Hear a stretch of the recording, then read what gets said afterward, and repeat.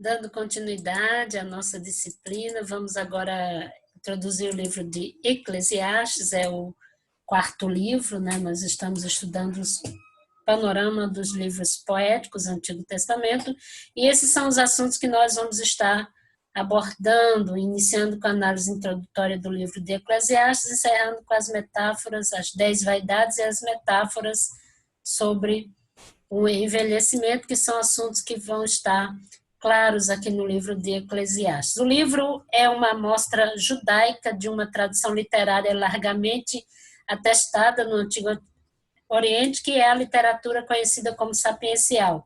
É um livro para todas as épocas, porque reflete os problemas, as experiências e as observações de uma pessoa que vive no mundo real, seja antes ou depois de Cristo, em qualquer época o livro tem as suas reflexões. É uma autobiografia dramática da experiência de Salomão e suas reflexões na época em que andou afastado da comunhão com Deus. Se nos faltasse este livro, dizem os comentaristas, estaríamos privados de muitas lições práticas para a nossa vida, para o nosso viver, e sem uma bússola que nos mostrasse os valores da vida em relação a Deus e à eternidade. Já houve quem perguntasse por que este livro faz parte das Escrituras Sagradas. É, em muitos aspectos, um livro enigmático, de construção meio desconexa e vocabulário obscuro, com estilo frequentemente complicado e desafia o entendimento do leitor.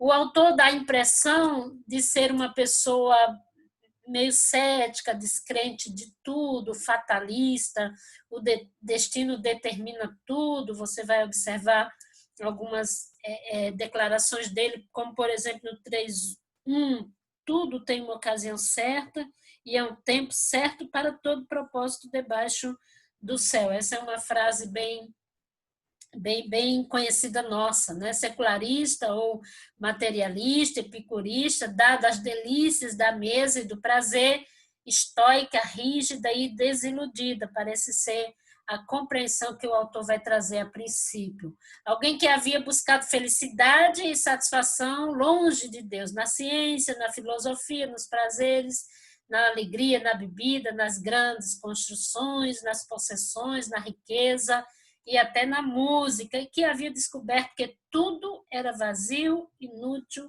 era correr atrás do vento, tudo debaixo do sol era fútil, era futilidade na experiência do autor. Então, nós temos aqui algumas impressões imediatas do livro. Se analisarmos apenas por este ângulo, pode nos correr no risco de desprezá-lo. Todavia, um leitor dotado de discernimento perceberá que o livro tem uma penetrante observação crítica sobre a cena humana. Os argumentos do livro estão na perspectiva do viver debaixo do sol. Para quem está em Cristo, o viver atinge outra dimensão acima do sol, nas regiões celestiais em Cristo Jesus. A ideia é que o homem entenda o viver debaixo do sol e não lute apenas por essas coisas materiais. Entende-se que o livro tem como propósito analisar a falsa felicidade que muitos buscam nas dimensões materiais, nos prazeres materiais. Porém, ele não destrói os valores sociais, nem os prazeres legítimos, antes dá-lhes o real valor, buscando viver em conformidade com Deus. E aí, as buscas imediatas do homem não devem ser as coisas que estão embaixo do sol. O pregador, Coelete, Eclesiastes 1:1, esse termo vem de uma palavra hebraica que se translitera como Coelete, cuja raiz cal significa chamar, convidar, tirar de fora para dentro. Eclesiastes é o equivalente grego desse nome, em nossa língua significa pregador, o que chama o povo a ouvir a mensagem que tem para lhes entregar. Então, Eclesiastes é o Coelete, o pregador. De acordo com a homilética, o livro é uma mensagem bem estruturada, que tem introdução, tem tese, desenvolvimento da tese, conclusão e aplicação. O livro da sabedoria filosófica se constitui a maior obra sobre apologética ou teologia polêmica. Sua aparente prolixidade é ditada por seu alvo. O coelete, o pregador, estava dirigindo-se ao público em geral, cuja visão está limitada pelos horizontes deste mundo. Ele os enfrenta no próprio terreno deles e prossegue a fim de convencê-los da inerente inutilidade dessa existência, claro, sem Deus, né? Tem que buscar Deus na nossa existência para que possamos entender o real valor da vida. Coelete é o pregador, e isso ainda é mais sustentado por sua expressão característica, debaixo do sol. O pregador vai trazer essa frase, debaixo do sol, para que o homem entenda a inutilidade de buscar incessantemente as coisas apenas nessa vida. O livro, de fato, é uma crítica contra o secularismo e contra a religião secularizada, esquecendo a transcendência de Deus. Nessa qualidade, a sua mensagem é permanente. O autor está interessado em mostrar ao homem o valor das coisas espirituais. E a expressão-chave, debaixo do sol, ela vai aparecer 29 vezes no livro. O tema, vaidade, aparece 37 vezes, e aí ele vai repetir sempre, tudo é vaidade, inútil, vazio e fútil. A ideia é mostrar a futilidade das coisas terrenas, a inutilidade das coisas terrenas, isso levando o autor a compreender o valor de buscar Deus acima de todas as coisas. Né? Lembra da frase, buscar em primeiro lugar o reino de Deus e as demais coisas o serão acrescentadas. O próprio Jesus vai nos trazer essa realidade da importância de buscar o reino de Deus em primeiro lugar. Bom, e nós temos aí a autoria do livro, já falamos no primeiro verso, lê-se palavra do pregador, filho de Davi, rei de Jerusalém. Então, esse só poderia ser Salomão, ninguém tem dúvida de que Salomão escreveu o livro. Segundo a opinião dos antigos, Salomão escreveu esse livro em idade avançada. Veja aí o que o capítulo 11, o versículo 9, vai nos dizer. Versículo 9 vai dizer, jovem, alegra-te na tua mocidade, anima o teu coração nos dias da tua mocidade, segue pelos caminhos do teu coração e pelos desejos dos teus olhos, porém saiba que de todas essas coisas Deus te pedirá conta, Deus trará a juízo. No verso 12, versículo 1, ele também lembra-te do teu Criador nos dias da tua mocidade. Então, argumentam os escritores que pode ter, sim, sido um livro, sido escrito na época que Salomão já estava com idade avançada, e ele tinha o propósito de remover o escândalo por ele dado a todo o povo e perante todo mundo. Veja em 1 Reis que vai falar os pecados de Salomão, e aí ele deseja advertir especialmente os jovens contra as loucuras e os pecados que ele cometeu na época da sua mocidade, na época que ele estava buscando os prazeres da carne. E o livro exerce uma indispensável função no cano das escrituras, provendo corretivo contra as tentativas de reduzir a religião a um mero instrumento secularista ou secularizado. Eclesiastes é um livro incluído no cano sagrado. Houve algumas discussões entre os rabinos, sobre a autoria do livro e até alguma discussão quanto à sua teologia. Todavia, jamais foi posta em dúvida a sua canonicidade. Todos os rabinos, todos concordam que o livro é inspirado, o livro tem autoridade canônica, isto é, o seu lugar na coleção sagrada. Ele é um livro sagrado, as suas verdades são sagradas, importantes e relevantes para o cristão, para a humanidade. Faz parte da primeira tradução dos textos hebraicos, feita em 280 a.C., e depois dessa data jamais foi considerado inferior a qualquer outro livro do Antigo Testamento.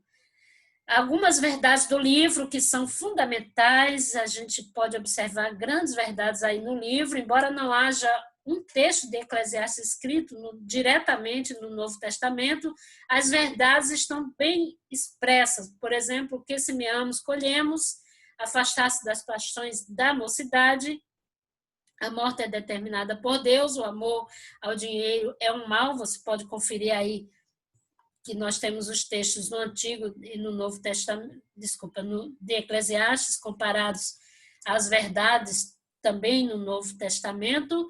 E o amor ao dinheiro é um mal, não ser prolixo na oração, não se estender achando que Deus vai ouvir. Desculpem. Prosseguindo a nossa sobre os ensinos do livro, a melhor coisa para o homem é temer a Deus e guardar os seus mandamentos. Isso nós vamos observar aqui, capítulo 12, versículo 13. Agora que já se disse tudo, aqui está a conclusão, segundo o autor: teme a Deus e obedece aos seus mandamentos, porque este é o propósito de todo o homem. Então, ele deixa bem claro, na conclusão do livro, que a melhor coisa para o homem é temer a Deus. Ele conclui com essas palavras para incentivar o homem, o leitor, a guardar os mandamentos. Então, essa é um grande ensino, uma grande verdade do livro, que eu acho fantástica, fundamental e imprescindível para nós. A vida longe de Deus é cheia de canseira, de desapontamentos, tudo que o homem puder obter e ser neste mundo sem Deus é pura vaidade e aflição de espírito. As únicas coisas que têm valor debaixo do sol são as coisas eternas, na reflexão do pregador, do Coelete. Deus pôs a eternidade no coração do homem, eu acho fantástico, esse é um dos textos de Eclesiastes que eu gosto muito, o versículo 11, que diz: tudo que ele fez é apropriado ao seu tempo. Desculpe, é o 11 mesmo. Tudo que ele fez é apropriado ao seu tempo. Também colocou a eternidade no coração do homem.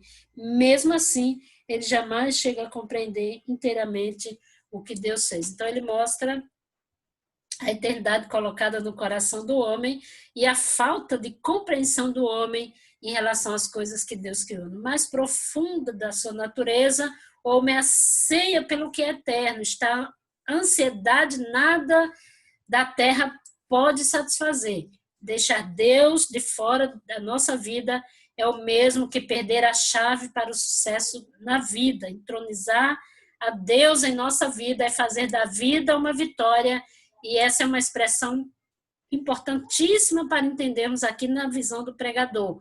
Deus deve ser entronizado na nossa vida, pois ele nos fez e colocou a eternidade em nosso coração.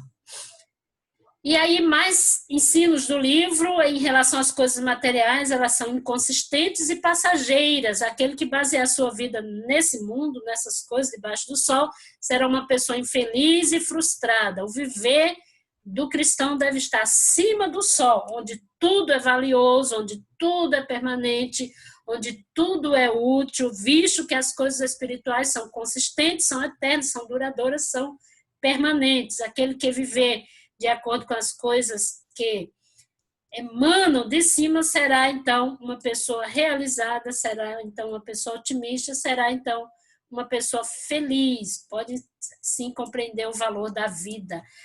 A relação entre convicção e conduta tem muito a ver com o caráter. As convicções afetam o caráter através da conduta. Então, o pregador está nos levando a ter uma convicção da nossa espiritualidade, da nossa vida com Deus. A conduta sem convicção destrói tanto o caráter quanto a consciência. A conduta orientada pela convicção forma e completa o caráter do cristão. A convicção deve ser justa e a conduta tem que estar em harmonia com ela. Então, convicção e conduta, caráter, fazem parte dos ensinamentos do pregador para nós. Eclesiastes, ele representa uma espécie de catecismo doutrinário. Isso aqui, o livro deve ser interpretado dessa forma. É um catecismo doutrinário prático, em que a vida cotidiana, com suas lutas, com seus contratempos, suas desilusões e interpretações. Tudo isso faz parte da vida, e os valores atribuídos às coisas terrenas são postos em contraposição aos valores eternos. Eclesiastes é um livro cético no sentido em que coloca o homem no seu verdadeiro lugar, rejeitando as pretensões do saber humano contra a sabedoria divina. Isso deveria nos levar a uma busca incessante, a uma busca sem fim às coisas espirituais e a um certo desprezo às coisas materiais, não no sentido de não participar da vida, mas participar entendendo o valor dessa vida e o valor das coisas espirituais. Parece que às vezes a gente participa, busca muito mais as coisas materiais e deixa as coisas espirituais em segundo plano. Então, o pregador coloca os dois lados da vida em uma balança, o material e espiritual, a fim de que cada lado tenha o seu peso correspondente. E aí a gente, como a gente está aqui nesse plano terreno, então parece que investimos as nossas forças, a nossa busca nessas coisas materiais, e ele nos dá um equilíbrio, uma balança dessas questões espirituais e materiais. Ele procura tirar desta vida o suprassumo de tudo, levando o leitor a ver que a vida tem muita coisa boa em si, mas não é tudo. Essa vida terrena não é tudo. Então, os valores maiores estão na vida, em conformidade com Deus e com o destino eterno do homem. O livro de Eclesiastes é o maior regulador da vida, colocando os dois lados do ser humano nos seus verdadeiros lugares. A filosofia mundana, entretanto, ensina que viver é gozar, é experimentar das coisas e depois morrer, como se depois da morte nada fizesse mais sentido. Então, o professor Baxter adverte: nós devemos ter em mente o ponto de vista do argumento como um todo, entender a razão de viver embaixo do sol e as verdades que o livro tem a nos ensinar. Este é o livro do homem debaixo do sol. É escrito da perspectiva da razão humana, sob a orientação do Espírito Santo. O escritor é levado a adotar esse ponto de vista para que possamos perceber onde nos conduz o exercício da razão e da intuição humanas, desde que as sigamos com sinceridade, entendendo os valores de cada coisa. Apesar da limitação do raciocínio humano e dos enigmas obscuros que afligem a ordem das coisas no presente, a razão humana, se realmente for honesta, com todas as informações, mostrará a vaidade de viver apenas para as coisas dessa terra e fará com que tenhamos uma fé reverente em Deus. Guardemos seus mandamentos e creiamos no juízo, na lei.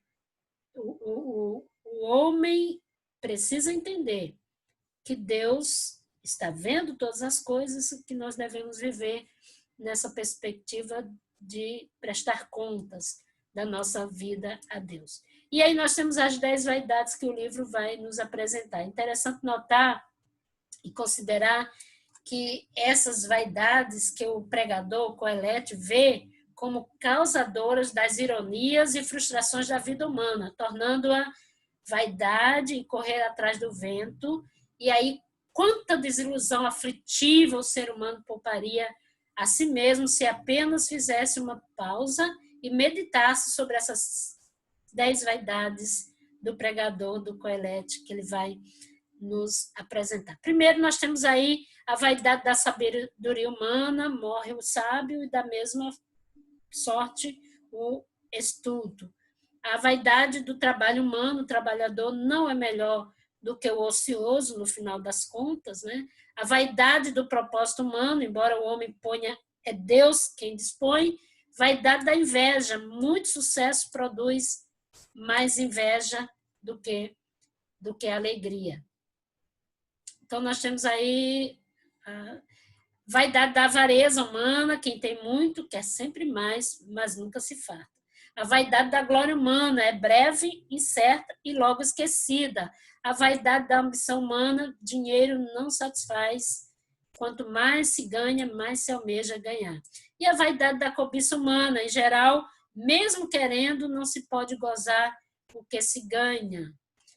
Vaidade da frivolidade humana, ela apenas disfarça o fim triste e inevitável. Estava pensando aí em algumas coisas que a gente vê, alguns políticos, né, como um exemplo, né, o político que está preso, que tem 200 anos de prisão, né, então, do que adianta tudo que ele roubou, né, ou que trabalhou, ou que roubou, tudo isso infelizmente, ele não vai usufruir. Então, é um exemplo para nós, né? Vaidade das recompensas, os maus frequentemente são honrados, justos e perversos recebem recompensas erradas. Então, são vaidades das recompensas humanas, isso na visão do pregador. E aí, amados, algumas metáforas que nós podemos observar no processo de envelhecimento.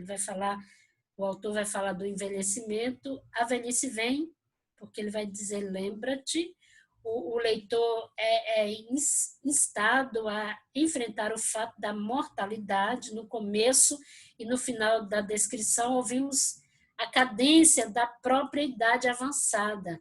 Nas seguintes palavras de saudade, não tenho neles prazer, e somos lembrados da sentença de Deus a Adão, ao pó tornarás. Então, é uma consciência que o autor vai nos despertar. Antes que venham os maus dias, quer dizer, você deve se lembrar, antes que esses dias maus cheguem, os anos nos quais você vai dizer não tenho prazer. Então, falta de interesse, de ideais, dias de tédio, quando o passado é recordado, apenas para causar tristeza. Então, os jovens já devem olhar para esta vida, já devem usufruir da vida com essas lições que ele vai trazer, com esses pensamentos de que vai haver um momento que tudo isso vai ser apenas vaidade. Antes que se escureça o sol, a lua e as estrelas do resplendor da tua vida e tornem a vir as nuvens depois do aguaceiro. Os astros mencionados são sinônimos de alegria, representando os dias venturosos da mocidade, que passa. Então, o sol, a lua e as estrelas empalidecem e a decrepitude chega, as chuvas prenunciam temporal, tempestades da vida que assolam muita gente desavisada. Então, é bom prestar atenção nos conselhos do pregador no livro de Eclesiastes. Antes do dia em que tremam as guardas da casa, os teus braços, e se curvarem os homens outrora fortes, as tuas pernas. Ele está falando da fraqueza do corpo, os braços antes vigorosos, como guardas que defendem o corpo contra agressões externas, agora ficam fracos e o corpo fica sem defesa. As pernas são consideradas os homens fortes de outrora, levando o jovem a todo lugar que quisesse. Agora perdem sua força, seu vigor, sua agilidade e a tendência do corpo, segundo, claro, isso é metabólico, né? A tendência do corpo é curvar-se. Então, ele está chamando a atenção para essa realidade da vida que o jovem nem está pensando nisso, né? Antes de cessarem os teus moedores da boca, por já serem poucos, olha que interessante, os dentes, né? Nos dias do pregador, eram mais comuns os idosos desdentados. E aí ele vai lembrar disso. Antes de se escurecerem os teus olhos nas janelas, os olhos são motivo de deslumbramento, as janelas abertas da vida começarem a fraquejar. Não há dúvida de que os anos concorrem para o enfraquecimento da vista. Então, ele alerta para a perda dos dentes, para a perda dos olhos, da visão, né? Antes de se fecharem os teus lábios, como portas das ruas, diminuição da audição, reduz o acesso ao mundo exterior, antes do dia em que não puderes falar em voz alta, fraqueza da voz, antes do dia em que te levares à voz das aves, entende-se que os velhos dormem tão levemente que até mesmo o pipilar dos passarinhos os acorda. Isso acontece com aqueles que não têm problemas de audição, mas o normal acontecer com os velhos é despertar de madrugada ou ser atacados de insônia. E aí ele está lembrando aos jovens que esse tempo vai chegar. Antes de todas as harmonias, filhas da música, te diminuírem, pode ser tanto a diminuição da capacidade de cantar, quanto a diminuição da capacidade de apreciar cânticos, concertos musicais. A expressão idiomática hebraica, filhas da música, significa simplesmente cânticos. E aí ele está alertando para esse tempo. Quando temeres o que é alto, e te espantares no caminho, vertigens em lugares altos e temores nas viagens, medo de cair ao caminhar. Os velhos não têm coragem de subir um monte, ou por causa do coração, ou por fraqueza das pernas. E aí essa análise que ele vai fazer do envelhecimento é bem interessante. Quando te embranqueceres como floresce a madoeira, uma referência aos cabelos brancos, quando o gafanhoto te for um peso, ou seja, quando o gafanhoto se arrastar, uma referência à perda de mobilidade, o mais leve peso, um gafanhoto, se transforma num fardo pesado, por falta de força. Quando te pereceu o apetite, ainda que o velho tenha um bom apetite, é proibido comer muito ou comer de tudo, de certos alimentos, né? Tem uma amiga nossa que ela fala assim, depois da velhice, a gente tem o que comer, né? Tem época que a gente deseja comer, mas não tem. Agora, na velhice, a gente deseja, mas não pode comer tudo. Então, algumas coisas como açúcar, como gordura. Então, ele já está lembrando desse tempo quando o apetite já não pode mais satisfazer o homem, né? Quando o homem já não pode mais usufruir de tantas coisas que são importantes, que são boas para ele. Quando te embranqueceres como floresce amendoeiro, desculpe, já foi esse, porque vais à casa eterna e os pranteadores andarão rodeados pela praça. O caminho do novo lar, poeticamente, é a descrição da morte. O clímax de um processo que se inicia na vida. É uma transição irreversível, visto que conduz a uma casa eterna. O texto enfatiza a tristeza que está inevitavelmente ligado ao processo da morte, ao processo do homem aqui embaixo do sol, ao cortejo fúnebre, e ele faz referência às carpideiras, lamentadoras, profissionais contratadas para as ocasiões fúnebres ou para os funerais, para lamentar com tristeza a morte, né?